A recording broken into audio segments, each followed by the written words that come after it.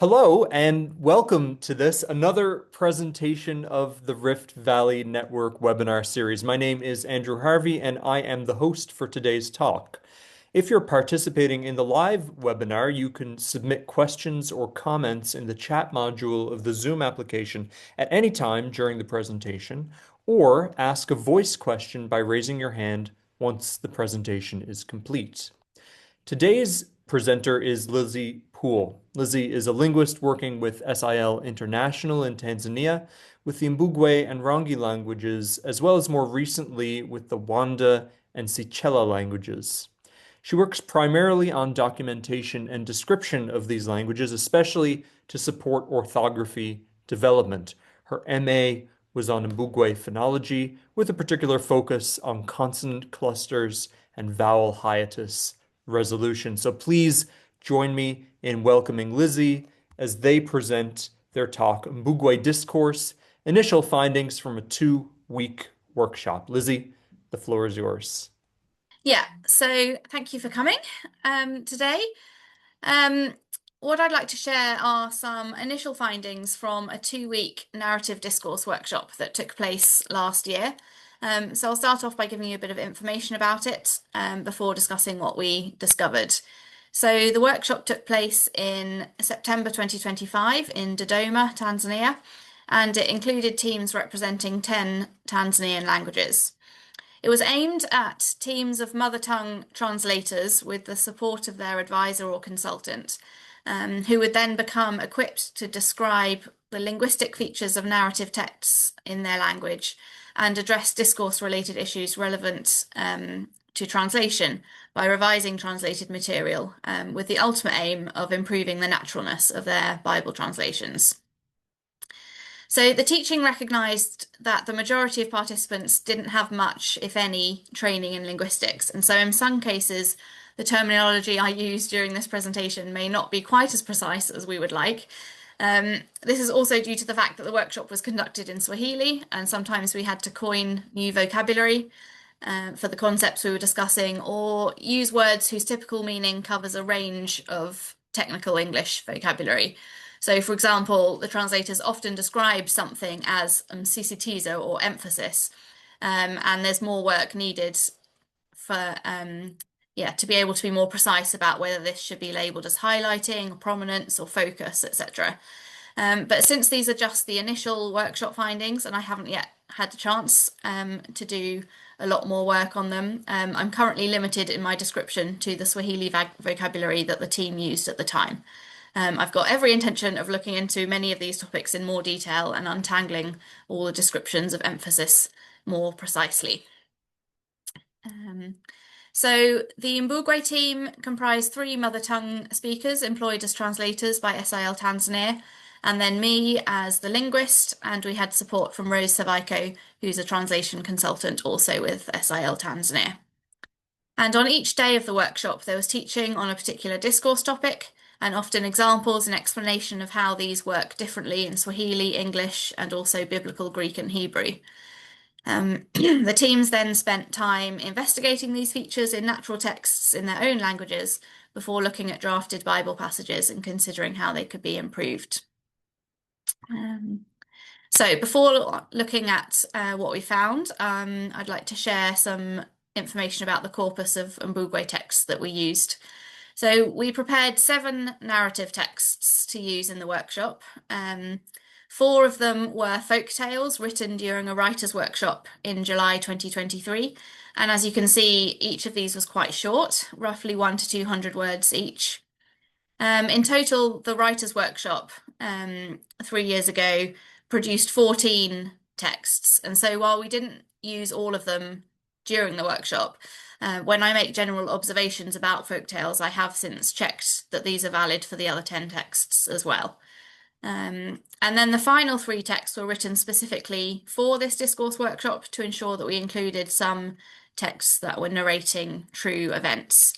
The first 2 of those are definitely true stories, but when I read the third, I initially assumed it was a folktale. But then when we talked about it, the writer said he was told it as a true story, but perhaps it happened a long time ago. So for that reason, it's difficult to be sure whether it really is a true story or not. And as we were looking at it, we decided we shouldn't take it as a prototypical example of either a true story or a folktale, but recognise that it may well include features of both. In fact, one of the first sections of teaching discussed that there are at least three ways of classifying our texts, ones which narrate events which actually took place, ones which are like folk tales, and then a third category of texts which seem like they narrate events which took place, but actually they didn't, so fiction. So I'll start with what we discovered about features that distinguish the true stories and folk tales. So this is a summary of what we found, and we'll see some examples in a moment. So starting with folk tales, all 14 in the corpus used a formulaic beginning. Then 4 of them were a type of origin tale and included a statement that explained why something is the way it is. 7 of them included an explicit statement that the story was finished. And 13 out of the 14 ended by stating the moral of the story. In contrast, the true stories began by locating the events to come in an identifiable time, place, or both, supporting the historicity of the events. One of the true stories also ended with a lesson to be learned. This may have been a way of making the story sound more like a real Mbugwe story by imitating the structure of a folk tale, but we didn't discuss that in detail, and 2 stories isn't really enough to draw any definite conclusions about that. So let's see some examples of these things in the folk tales, first of all. All of the folk tales began with the phrase Farakale, translated into Swahili as Hapo Zamani, and roughly equivalent to the English once upon a time. Although I've put it here, the more literal translation, a long time ago. So the translators discussed that this phrase is appropriate for a folk tale, but not for starting an account of real events. And using it in that context could create the impression for the reader or hearer that what was coming was not actually true, weren't real events. And then in each of these examples, following the phrase Farakale, there's a presentational clause introducing the main participant or participants. It doesn't have to be a presentational clause that follows. So in these examples, after the same a long time ago phrase, the main participants are simply introduced as the topic of a topic comment clause. And in the 14 folktales, there was a roughly even split between the 2 strategies for introducing the main participants. But it's notable that every case of this topic comment strategy introduced animal participants, and all but one case of the presentational clause strategy introduced human participants. So it seems that animal characters are sufficiently well known in this genre of story that their existence can be assumed, and they don't need to be introduced before you start talking about them. But human characters do require an explicit introduction. And we'll come back to this a little bit more later when we look at participant reference. So one of the other things I mentioned about the folk tales was that several of them had origin type statements. So, for example, we've got here, so this is why rabbit and hyena do not get on even today. And until today, chicken still scratches in the dirt looking for hawk's needle. So they're explaining, showing that this story explains why things work the way they do today. And every one of the 4 of these explicitly used the word today in it, making the story relevant for the present time. And then 7 it was out of the 14 folktales gave an explicit statement that the story had ended, though the form of this statement was much more varied than the very formulaic beginning. So we've got the story has ended, my story has finished here, I've completed my story, and this is the end of my story. And completed, I realise sounds a little bit odd in this context in the English, but I wanted to show that the Mbugwe uses a range of verbs in this statement. So there's not one particular verb that's used. Anything that has, yeah, the sense of ending or finishing or completing is okay. And then all but one of the folktales stated explicitly at the very end what the reader or listener is supposed to learn from the story.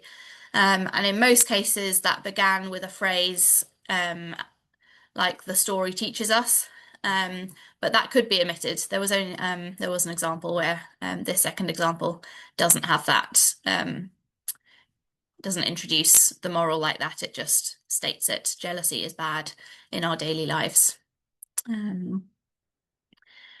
So that's some of the features of folk tales. None of the folk tales located the events they narrate in any identifiable time or place, which probably contributes to the idea that the lesson to be learned is universally relevant. So the stories can be told generation after generation without needing to be changed to suit a new audience.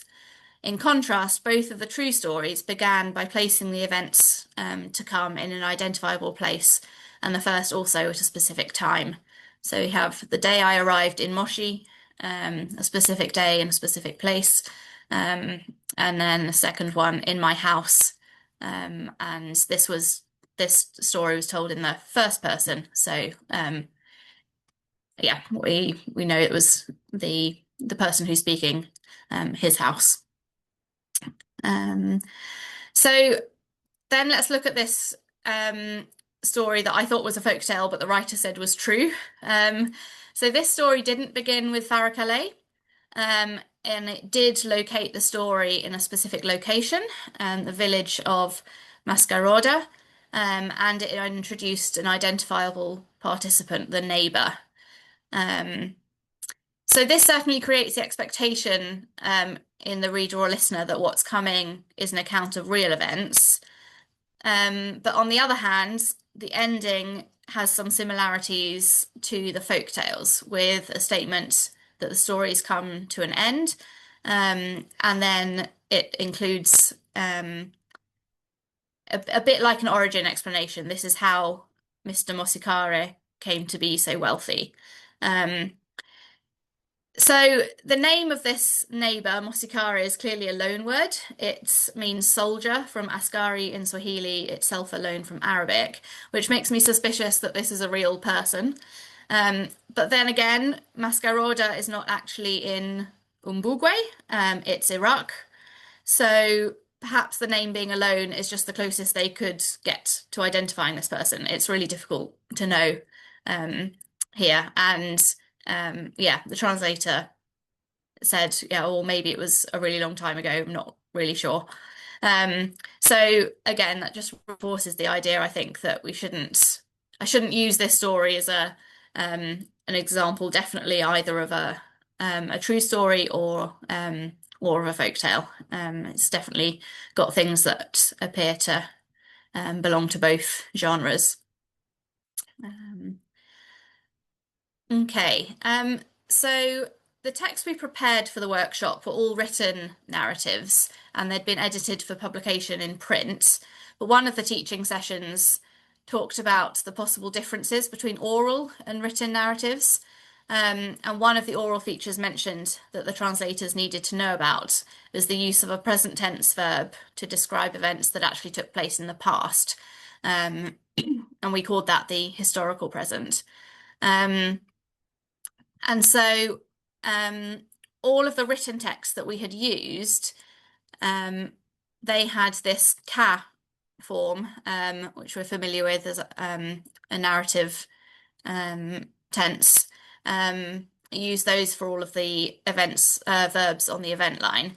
But the team said, as we were learning about the historical present, that it was possible when told orally that the story would be told in the present tense.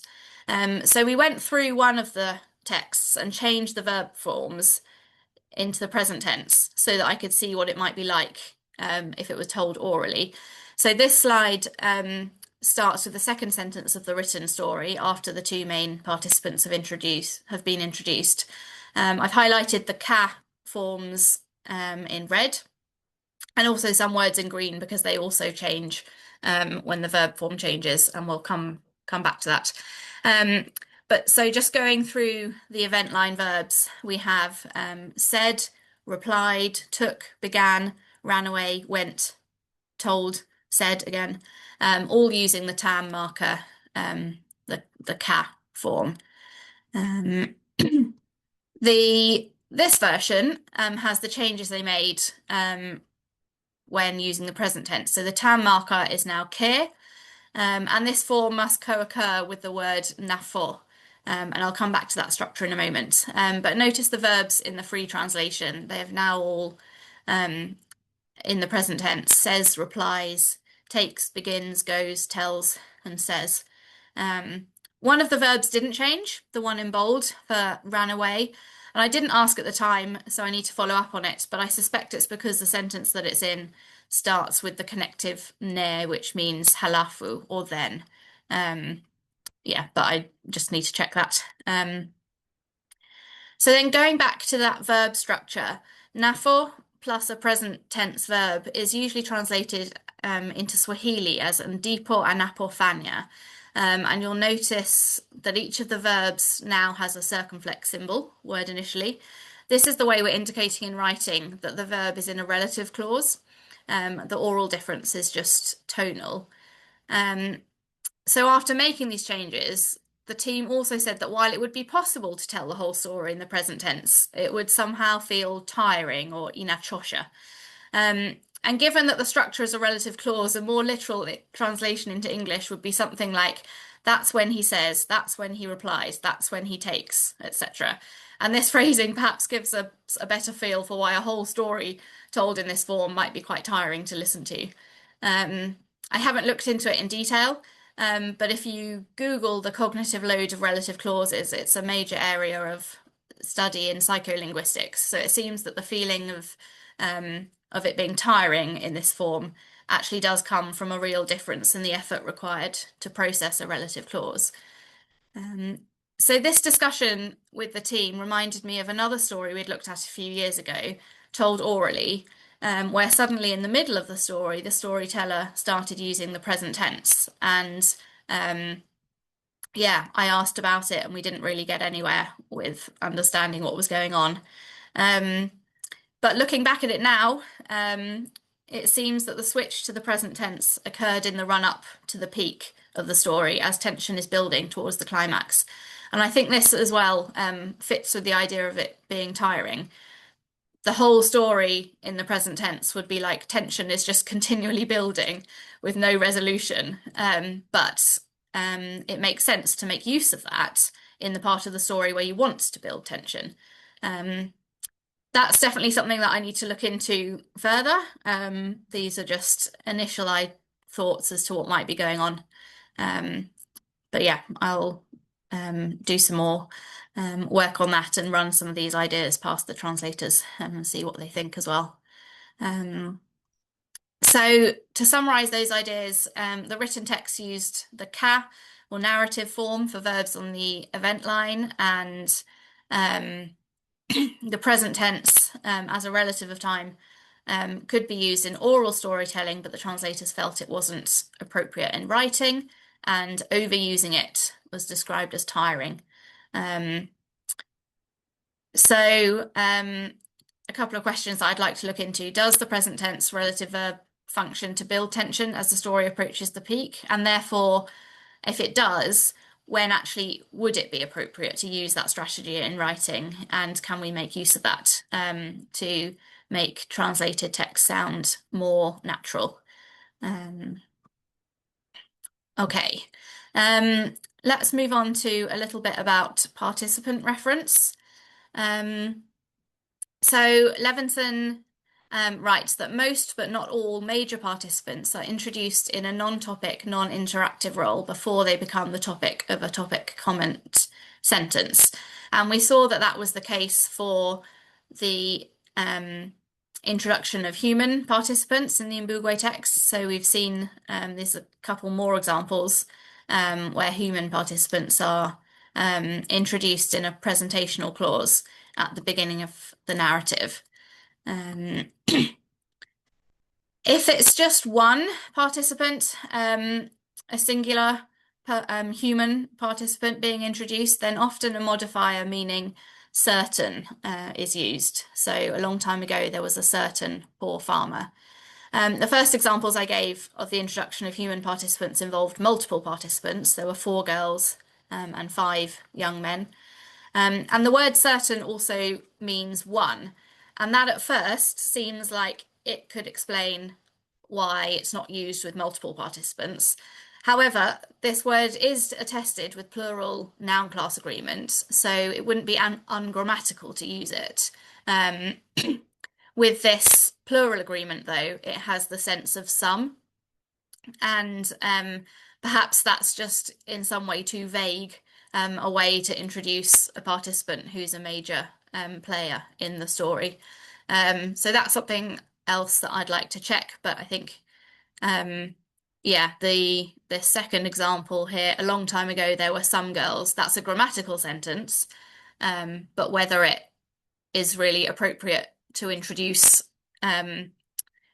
girls if they're going to be a major participants in the story, that's something I need to ask about a bit more. And then Levinson, following on from his statement that major participants aren't usually introduced before being the topic of a topic comment clause, Levinson notes that one of the functions of this word, one or certain, is that it allows both the introduction and comment about the participant in a single sentence. We can see that in these 2 examples. So the major participant is introduced with the word certain, and the following clause in the same sentence makes a comment about this newly introduced participant. So a long time ago, there was a certain young man who wanted to marry a certain rich person. A long time ago, there was a certain farmer who was called Zakayo. On the other hand, when we've already seen that when animals are major participants, they often appear initially as the topic of a topic comment clause with no introduction. So these are another couple of examples of that. So a long time ago, rabbit and hyena were friends. A long time ago, rabbit and hyena are friends. It's the same English, but they've got different words for friends in the Mbugwe. And suggested that this is because animal characters are sufficiently well known that they need no introduction. And actually, this is now example 2 and 3, where rabbit and hyena are the main participants. So they appear frequently in folk tales, these 2 characters. So it lends support to the idea that they're well known enough to not need any introduction. You can just start talking about them. There is one example where major animal participants were introduced in a presentational clause, similarly to the examples of human participants. And in this case, it would again be grammatical to use the word certain to modify each of the nouns referring to the participants. So the example as it's written in the story is, a long time ago there were millipede and snake. You could the next is a grammatical sentence. A long time ago, there was a certain millipede and a certain snake. But without certain, the nouns function as proper nouns so that the participants are fully specified. And they're already salient in the reader's mind because of the folktale genre and don't require the special introduction. As far as I know, it's not possible to use this word certain with a proper noun. But in the second example, I've written the words for millipede and snake with lowercase letters, because in this sentence, they're no longer functioning as proper nouns. The writer's not assuming that the identities of the millipede and the snake are known. to the reader or the listener, so they're introduced with the word certain. And this is no longer a story about the well-known characters, millipede and snake. It's a story about a millipede and a snake who need to be introduced to the readers or listeners. I'm going to leave participant reference at that because I need to do a lot more work on participant tracking before I can say much about it. So we'll move on to look at connectives briefly. Again, there's quite a lot more to be done on the function of specific connectives, but one thing that this table suggested is that the default way of coordinating sentences is juxtaposition. So the presence of a connective sentence initially is what needs explaining rather than the lack of a connective, because that would be default. One thing that's interesting here is the fourth story. It has a very high proportion of sentences starting with a connective in comparison with the others. So I'd like to look at that one a bit more. Yeah. So the most common connectives that we identified sentence initially were nongo, meaning so, hakaka, but, and ne and oturia, both meaning then. There was a third connective also translated in this way, me. It didn't occur quite so frequently. And the difference between these three all translated the same way isn't yet clear to me. Oturia is also the infinitive of the verb to finish. So it might be that that has a more literal translation, finishing. Yeah, but that needs looking into a bit more. One thing I found surprising about these was the rarity of a connective meaning something like and, sentence initially, at least. So I think there are a couple of reasons for this. One being that there might actually be several different connectives that should all be counted together, because often the meaning and is combined with a pronominal. So the form varies according to noun class. So they should probably be counted as one thing rather than multiple different ones. And secondly, during the workshop, the team said that they were taught at school that you shouldn't start a sentence with and. So the idea that starting a sentence with and is grammatically incorrect is something that's very commonly taught about English, despite not being true. And this wasn't the first time I've heard the translators give this as their reason for wanting to remove the word na or and from the beginning of a sentence. So yeah, it's possible we're kind of battling against we've been taught this is how it should be, so that's how we're going to do it. Yeah, so I'd like to look into that a bit more as well. I think there's a third possible reason for the lack of sentence initial and, but I need to come back to that after we've looked at the next section.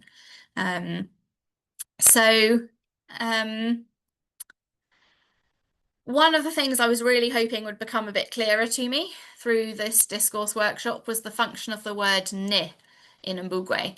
So this is the first paragraph of a story I recorded, so it's told orally rather than written.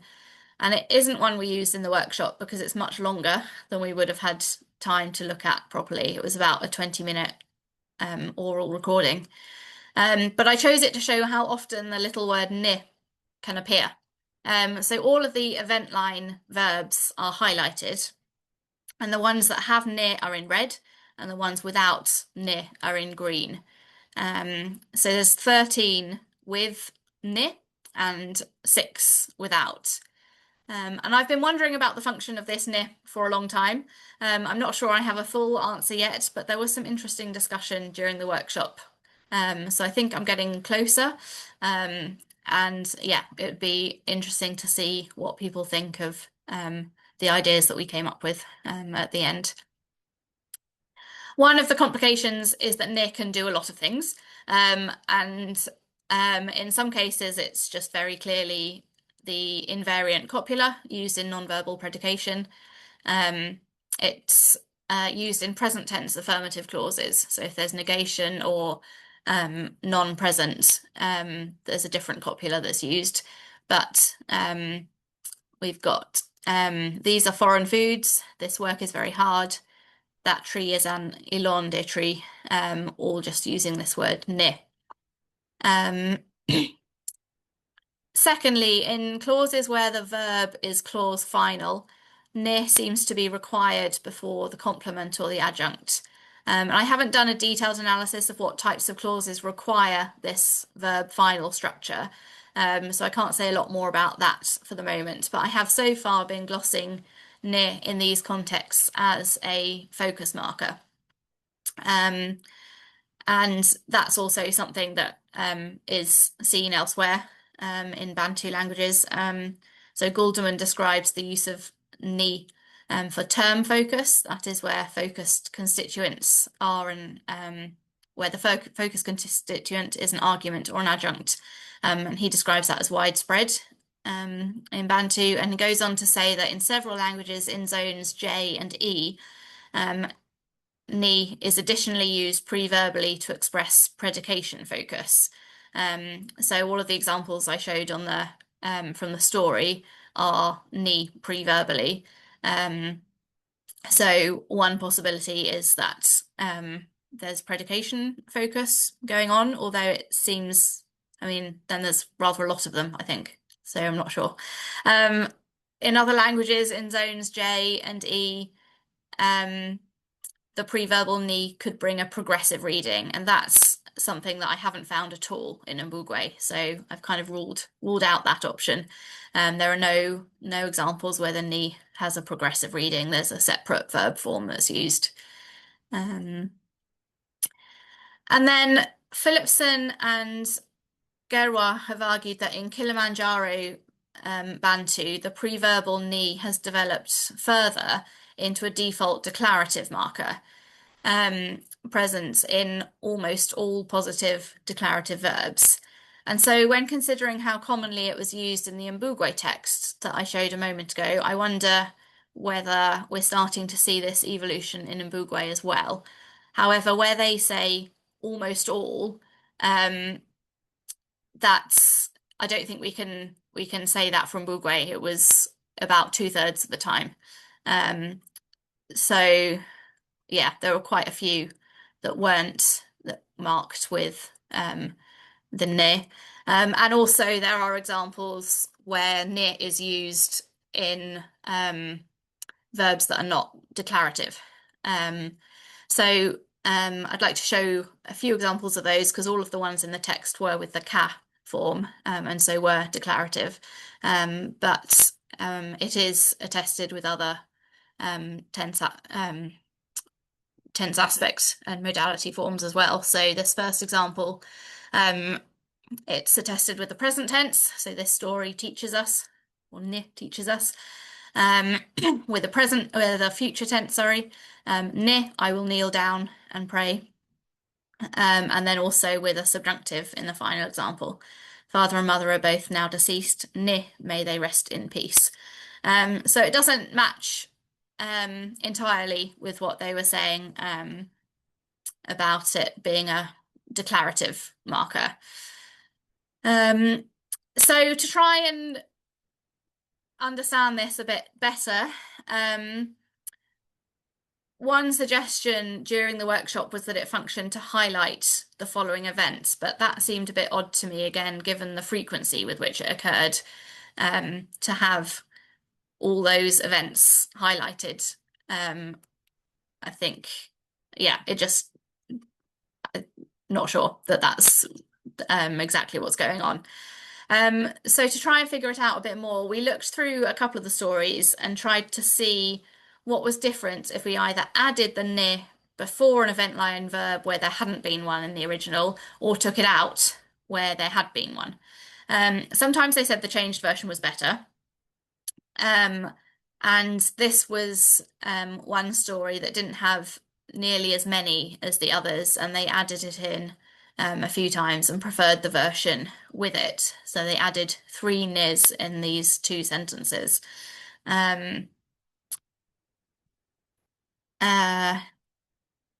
I also asked, I'll come back to what some of these these actually mean and give the free translations in a moment. But I also asked if about putting this green one in as well. But in this case, they said that wasn't okay to add that one in. They explained that it made the two. So notice this is there are a sequence of two verbs, one immediately following the other, and they explained that putting the ne for the second verb made the two events sound too separate. That was as much as I understood from their Swahili explanation about it, yeah, somehow being too separate. So looking at their sentence in a bit more detail, with the ne, it sounds like the sentence is saying, God helped them and they had a son. It's not wrong, but it puts a bit of separation between the event of helping and the event of them having a son. Whereas the second sentence without the ne, or without the second ne, I've tried to reflect in the English translation, God helped them to have a son. So it's still understood that there was an event of having a son, but it's presented very much as the outcome of the helping event, rather than being two things that could be thought of as separately. They're intrinsically related in this second example. There was a similar place in another story where they didn't want to add the ne again because it sounded like there were two separate events. So Magana greeted them and then left them there. So I've tried to show this in English by using then to show that they're separate. There's an event of greeting and there's a separate event of leaving. Whereas in the second one, I'm not sure really how the English would work, but Magana greeted them and left them there. Their greeting and leaving are somehow part of the same, or not necessarily the same event, but yeah, they're just closer somehow. It's hard to explain, but and it's interesting because there is actually there is a participial marker in Mbugwe, which would be translated as something like Magana greeted them, leaving them there, where the two events, it really is just one event. It just happens to be kind of greeting and leaving. They're really simultaneous. So this is my attempt at writing an Mbugwe sentence, this last one. So I think it's grammatical, but I haven't had the chance to check what they think of it, whether it's grammatical but doesn't really make sense because you can't greet and leave at the same time. I'm not sure. If it is grammatical, I'd be curious as to how they describe the difference between the form without the ne, but with the ka, and the form with the je. So that's something I'd like to follow up on. And then there was also an example which was kind of the opposite, where when they thought about what it would sound like without the ne, they said it needed to stay because without it, it sounded like the next event was happening too suddenly. So after he was told this, then he returned to the lady and explained to her what he had been told by the rich man. Then the lady said to the young man. So without that, again, I've translated it as then in this case. So without that ne in red, it's like it's too hurried. Things are happening too quickly. That's the way they described it. So it seems to have a similar kind of function here, indicating some kind of separation between consecutive events, potentially slowing the narrative down a little bit, or rather, not necessarily slowing it down, but making sure it doesn't speed up too quickly. So that's something I'd like to look into a bit more as well. But then I've had one idea just in the last couple of days about it. So the team often translates this ne as na or and in Swahili. So I'm now wondering whether near in Mbugwe is just another connective and, but with a distinctive sense rather than associative. So Levinson says that cross-linguistically it's common for two connectives in a language to be glossed and then one of them turns out to be associative and the other distinctive, where associative is meaning that the events described are closely related, and distinctive, they're distinct. So I'm wondering now if it's really as simple as na being the associative connective and ni being a distinctive connective. Yeah, so like I said, I've only had that thought in the last couple of days, so I've not had a chance to look into it more, or even with the statement about it being true cross-linguistically, whether, so in languages where it's common for there to be two connectives glossed and, I don't know what languages around the world do have two connectives glossed and, so whether that's something that we can that's been seen in other Bantu languages, but this I think I'm hopeful that this might give a little bit more direction, and if this is the case, then that might actually, going back to what I said, there was maybe a third reason for a lack of sentence initial and. Well, this might be the reason because so far I haven't glossed it and because I didn't know what it was. But near does appear sentence initially, and so if it is a connective, then actually connectives glossed and aren't so rare as they initially looked. Yeah. Yeah, so that's a very brief overview of a few different things that we learnt during the workshop. I would be, interested in hearing your thoughts and comments, particularly kind of maybe directions to look into in the future. Thank you very much for the presentation. And so, as you've said, we can now begin the question and answer section. So, the question and answer section will be open to voice questions as well as written questions. If you'd like to ask a question, just raise your hand in the nonverbal controls present underneath the participant panel, and I'll call on you. If you prefer to ask a written question, you can do so using the Zoom chat module, and I will read out the question. And a reminder that, as always, this webinar will be recorded and made available online. So if you do ask a question, this will be part of the recording and released on the YouTube channel as well as Zenodo. I see a hand up from Helen Eaton.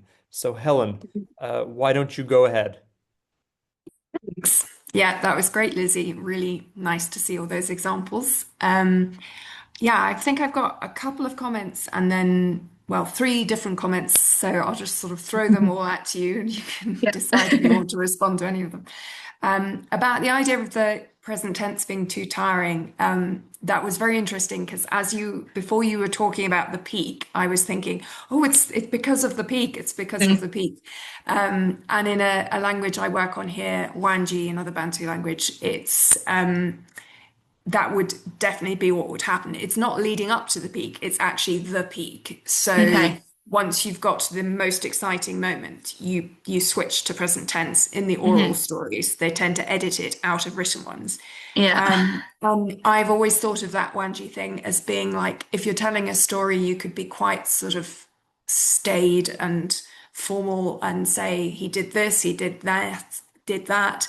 And then he only goes and you sort of switch at that exciting moment, get very animated and switch to present tense. So that was what that reminded me of. And then just about the examples of one and with the plural. Languages here would do that. So they would be happily doing a plural with the one, meaning certain or meaning some. So it would depend on the context. Interesting. So I can't give you a specific language, but I know I that don't have any some do examples that. with it. Right. Except for meaning some, but I don't have any examples in that kind of introductory portion. So, Right. be interesting to ask. Yeah. And the other thing about that was, I don't know what it's like from Mbugwe, but for some of the languages here, they actually have two ways of doing one. So they have a kind of a route that's the straightforward counting one, and then they Hmm. have Yep. one So that's the certain. So do you have that? yeah. Yeah.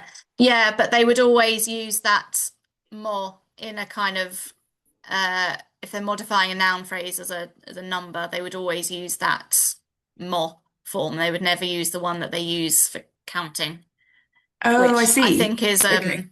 I think is different from what I've seen in other languages. Like Yeah. usually the one used in counting would be used in a as the cardinal number in a noun phrase, but from Mbugwe they don't use that one there. They literally Yeah. it's maybe because it's a bit more like they're counting first, two, three, four, five, because they seem to use all of the ordinal forms to count objects, which Okay. is another curious thing that I need to look into more. Yeah. But yeah. Yeah, okay. That's interesting because in this area around Mbeya, the you see a couple of different routes, sort of Eka or Oka and a Hmm. Monga, Winga, and some languages just have one and some have both. And when they have both, they tend to use one in the certain sense and one in the Okay.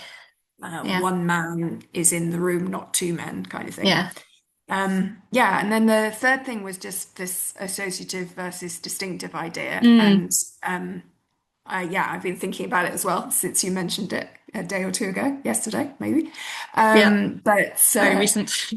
yes, but I was thinking about languages that have Bantu languages that have a consecutive or a narrative, and how sometimes you have languages that could narrate events using past tenses or past and then a consecutive or a narrative. And Hmm. wondering if that is their equivalent of having these two ways of conjoining sentences, Mm. making one associative, one distinctive. That was one thought. Yeah. And the other, yeah, because I'm curious as well to know, apart from Greek, which is what it was originally talking about, what other languages have these two Yeah. options? And here, where verbs do a lot of heavy lifting, we don't get so many conjunctions. It would make sense for that Mm. distinction to be made in a different way. But I was also thinking about, I don't know if you looked at this, so this is maybe finally a genuine question, about the contingent aspect of whether in some cases the knit could be something to do with one event being contingent on another. Because I've certainly found in a couple of the languages here that have something like neke or neche, that it turns up again, it's quite hard to work out exactly when it's Yeah. turning up. But in some examples, it seems to be because of the first event happening, the second one was possible. So it's that Right. kind of contingency. I'm not sure. Have Yeah. you looked at that I mean, specifically? no, because I only had the thought yesterday that this might be what was going on. Um, so just in time to ask you all. But yeah, that certainly sounds from the examples about God helps them get a child. It definitely that sounds like it very much could be what was going on. What was the other one? He greeted them and then left. Yeah, I suppose maybe it's just inappropriate to leave without greeting. So you have to he hadn't seen them yet. He'd left from his house. He'd gone outside, seen them, and then gone to work on his farm. So it was a kind of acknowledging their presence, but actually also leaving. So Mm. maybe that's yeah, I'd need to think a bit more about Yeah, and find some more examples. because I think sometimes when you're talking to people about sort of what is it meaning in this context, Mm, saying sort of this, it sounds too separated. Maybe that's yeah, because there is a connection of causation, or not exactly right. causation, but something along those Yeah. lines. So, yeah, and I can't remember. So I know we're looking at narratives, but can you do it with future town forms as well? As Because in that put could the sometimes, could they do the near for future? yes, yeah, there was an example Yeah, of okay. Was that? Sorry, I will I kneel missed that. down and pray. Yeah. Okay, I Yeah, missed so that one. there Sorry. was a present example, a future example, and a subjunctive. So Okay. kind of thing. It definitely wasn't Because just for declaratives. Yeah. yeah, because one future event can be contingent on another future event just as past events, so that Yeah. would sort of fit together. Yeah, Yeah. although yeah, that one it was the first there were two verbs, but the first one had the near and the second one didn't. The second so it was I will kneel down, I should pray. So I haven't asked if you put the near in before the second one, does that sound like why would you kneel down over there and then go and pray over there type thing? Like does it sound yeah, but that would be an interesting one to see if we get a similar sort of answer to that. Um Yeah. yeah. Thanks. Yeah, really interesting. John, you had your hand up. I don't know if it was, but then you lowered it. So I don't know if your question was answered in the exchange there or you were just trying to be, what's the word, unobtrusive. Yeah, I thought you had seen me by that point, so that's why I lowered it. But yeah, thanks. Sorry for the background noise here. Hopefully you can hear me all right. Can't Um, hear any background. It's You're good. coming through okay, loud good. and clear. No, I was very curious about that one narrative that showed elements of both the folktale and a Mm, true story, and just kind of thinking how if this was a true story at some point in the past, over time, it kind of acquires the status of a legend, kind of like the legend of King Arthur type of thing. yeah. Um, Yeah, we so talked so about that a just little bit during the workshop because when I read it, I was like, well, obviously this is a folk tale, but I asked all three of you to write a true story because I wanted to make sure we had true stories. And then he was like, no, it's true. And I was like, oh, okay. Let me reorganize all of my thoughts. But yeah, we did talk a little bit about if it was from such a long time ago, then maybe, yeah, maybe it's had some changes. Um, A mhm. good yeah. a good framework for this possibly is Vancina 1985, which is oral Okay. tradition as history. Okay. And it talks about the idea of using oral history as like actual history. Hmm. And all of the problems that entails, but he has some interesting kind of conceptual tools. It's a relatively short kind of volume, and I think it does a good idea of laying out some of these conceptual ideas. So the idea that a story is true for a certain period of time, and then it sort of slips past a horizon and it starts Hmm. getting treated as something else. So this might very well, like John had said, be what could be going on with Mr. Mosikari, right? Yeah. Okay. Yeah.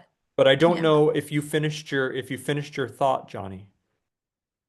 Well, I was just curious if in the story there is any indication, just from the events the way they are, that they're a little bit larger than life, like that they're Yeah. telling And something that, yeah. that's initially what made me think it was a folktale because I was like, well, obviously this didn't really happen because it's all about a man who, so Mr. Mosikare is, he claims to be someone who can help this Iraqi guy get his teeth back. But the way that he gets his teeth back is that he tells him to go and collect some like goat's teeth, and then he fastens them, or like I don't know what the word is in English. He like plasters them almost in his mouth with cow dung, and then tells him he has to lie with his mouth open for 3 days to allow it to like hold well. Um, and then later in the story, um, a mosquito comes to this guy and he hits the side of his face to kill the mosquito and the teeth fall out again. And I was thinking, this doesn't really sound like very true, like real events to me. But then and he was like, no, it is true. And I'm like, oh, okay, it's true. We'll accept that. So yeah, there were some slightly absurd events in it. I Um, I think this kind of speaks in an interesting way to this idea of the genres, right? I mean, mm, for you, I mean this sort of folktale versus true story. How how important functionally is this distinction for you in the kind of work that you're doing day to day here? Because I mean, at the beginning, sort of Yeah. when you were talking about your methodology, well, the way that you put this together, you said, we want to have some of these. Tell me a little bit about why you might want to have both of these. Sorry, why we might want to have both. Both folk tales and true stories. Um, Partly because it's usually easier for people to actually come up with a folktale. So, I've there was lots of struggle in to kind of yeah, if you ask people to write a story, so we had 14 participants, well, 15, but one of them just translated word for word a Swahili story. So I scrapped that one from the corpus. But the 14 out of the 14 stories that were written at the writers' workshop were those folk tales. So that was what we got. And so it was more the other way round. We need to include some that are real life stories. Um, yeah, because any time you ask someone to kind of tell you a story, and you record it, unless you're more specific, they're going to tell one of their traditional stories, is what I found. So it was more the other way around. I need specifically to collect some true stories because we don't want their Bible translations to sound like this is all a fairy tale. Um, Wherever you stand theologically on that point, we don't want it to sound like that. To introduce that idea, yeah. Um, Right. Okay. That makes a lot of sense. mm, Um, yeah, and I think that this just really touches on, it speaks to this interesting kind of like, is it one or the other? And then you have this kind of sliding scale, right? So you have a story about somebody's life, yeah. maybe. Then you have like a Mr. Mosikari story that's kind of like, well, Masquerota is a real place, we know. Hmm. And like, yeah, sure, most of the events here are probably real. It's a little bit surreal, maybe, but is it fantastic? Is it Yeah. fabulous in a sense? Is it a fable? Yeah. And then I'm kind of thinking, then you have this sort of shift where Mr. Mosikari is no longer a human being, but he becomes an anthropomorphized animal. Mm. And he's slotted Yeah. into one of these tropes. So we know that the rabbit has a certain series of tropes, which is Mm. just like you said. I mean, like Yeah. we don't need to say it's a rabbit. It's just a rabbit, and you know Mm. who rabbit is, and you know what's going to happen in a way. Uh, Yeah. yeah, and then you sort of yeah. So I think this sort of sliding scale is interesting. And Mm. I don't know how productive it would be for you to sort of like entertain that in some of the stuff that you do, the idea of how this stuff might, and given how Yeah. sort of methodical you are and how you're sort of looking at these different telltale signs of these different kinds of stories, Mm. because you do this. I wonder, I wonder how I wonder if you would be able to identify sort of points along a sliding scale rather than categories. Yeah, and because there are parables in Bible that we're translating, and there are things that happen when you're like, well, the trees didn't actually talk, did they? Like everyone knows that, so we know this isn't a real life account. So we do want to make use of those kinds of ideas as well. I think it's also it depends what background you're coming from as well. So for me, the idea of like trying to trick someone into saying that you've solved their toothlessness issue by plastering them in with cow dung, I was like, that's ridiculous. Of course that didn't happen. But to them, it didn't seem as crazy an idea. So yeah, there's a kind of cultural background, what you expect a real life event to be like. How how far along that line can you go before you say it's not real life anymore? It's different for different cultures, different people. Um, yeah. Cool. It's so cool to hear that you're kind of alive to that and thinking about how that could be creatively productive for you. I Mm. think that's really cool. Helen, you had your hand up for a second, but you also put it down, but I'm Yeah. not sure if you did it because you were trying to be what's the word again? You were trying to sort of blend in again. Yeah, well, I was doing what Johnny did. I thought, well, he's seen it. But I just wanted to add, as the teacher of this workshop, I could maybe say why we specifically wanted both kinds. And we really wanted to get both for all 10 teams. This was the instructions. We wanted some very clearly fictional and some very clearly true to try and understand what these features were. And then what's interesting, and it wasn't the only team that had something in the middle, is when you find you've got something in the middle. But there are things about fictional stories, for example, participant reference, and Lizzie touched on it, because you'll see different ways they're introduced because the characters are known, if it's a folk tale and so on, and referred to later.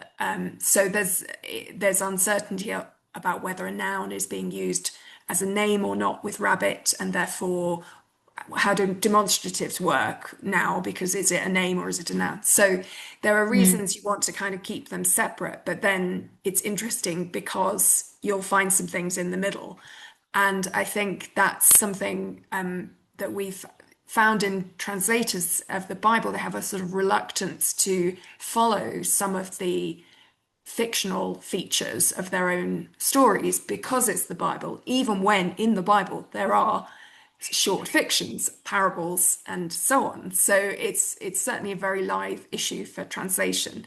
And there are also some whole books where some people disagree on whether, for example, Job, Jonah were actual people living at a certain time in a certain place, or are they examples, and so on. So it's a very relevant issue, which is why we were quite sort of keen on getting both kinds of story and talking about it in the workshop. So yeah, just wanted to add that from that perspective. Yeah. Excellent. This is great, guys. Martin. I was intrigued by this last discussion about the truth of the story. In Iraq, there are two genres, the Tita and the Al-Qaeda.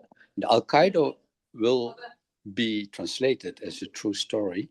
That's how they translate that term, but it's not about truth at all. So the myth how Lake Manyara came about is Al-Qaeda. The difference to them is whether the Tita, the fairy tale, is for entertainment, and the other one is important. It's Okay. about whether it's telling you something that is important. So That's interesting. and that's but in English they translate it as true. But I think that the real difference is about whether it's just for fun or whether it is really something, which is maybe also important in for the whole theological context, whether maybe not so much whether it actually happened, but whether it's something that you should take put attention to. Yeah. So I don't know whether that distinction exists among the Mbugwe. But yeah, and it'd be interesting to understand more what they mean by it was clearly. Yeah. Is it And hakika? the Or, ne, did you talk about that? The na and the ne. The ne is Andrew. Is that also the Gorwa na? Na. I mean, Iraq would say for na they say ne. Yeah, they would use ne For and in Gorwa. So I'm kind of intrigued that they seem to take the ne from Gorwa and use it to cite the na. Not that they already have. Yeah, I mean, because they do have a na and a ne, and yeah, they translate the ne in all sorts of different ways because it does do all sorts of different things. But sometimes they do translate it as na. Interesting, because of course the Iraqi and also the Gorwa, they also always speak Swahili as well, but to them the na and the ne are completely equivalent. Okay, interesting. Yeah. I think that's valid. Tell me, Lizzie, what is an event line verb versus any old verb? What's the technical definition? I guess it's not a background thing. It's what is actually happening. Helen might be able to give the more technical definition somewhere. I guess is that Levinson's terminology again? Or is that elsewhere? Quite a few people use a version of that. Semantic main event line as one kind of way of talking about it. But they tend to be the events that are presented as happening one after the After other, the other. Yeah. and not sort of flashback, not flash forward, not concurrent, not sort of going off. Yeah. So Yeah, not there are explanations. different Yeah. ways of defining it and so on, but it's in the classic sort of Swahili way of doing the main event line would be the ka, and then if you said akafanya, akafanya, akafanya, basi sungura alikuwa, and now you're gone away from the main event line to describe some kind of state or something that had already been the case before these events were happening. So that would be the sort of classic Swahili version of it. Yeah. That's quite useful. Thank you. Do we have any other questions or comments about this talk? I have to say, I just really appreciate the engagement with the narratives, with the nitty-gritty of how these things come together and how a story is told. I feel sometimes I'm still really kind of just back at sentence level stuff. But then when Yeah. you move up to stories, I mean, there's a whole other sort of superstructure that then comes on Yeah. top. And I always really appreciate your talks because you're engaging with this kind of stuff, and it just reminds me that there's this whole other level of complexity. And what does it mean when you start taking these stories seriously and actually looking at them? And what does it tell you about, your own data collection, when you're eliciting sentence level stuff? Yeah. What does that mean? What does that rob you of when you're looking for a description of the language as it's used? So I really appreciate, these kind of interventions because you pay so much attention to it, and some of the tools that you have, I mean, I find them really interesting, and yeah, it's a great talk. Yeah, and it's good fun because you can have much more interesting conversations with people about a story than you can about a sentence. But Yeah. it's not very black and white, I think. It's really not Oh black and yeah. white at all. It's like, well, it could mean this, it could be this, it could be this, and we don't actually, yeah. Yeah, so it's tricky, but it is fun to engage with. But yeah, hence the kind of surface level on a few different things because getting to the deep understanding of it is really hard work, and it's going to take several more years. Um, We look forward to the update. We'll have you back when again. I finally figure out Yeah. the NIR, yeah.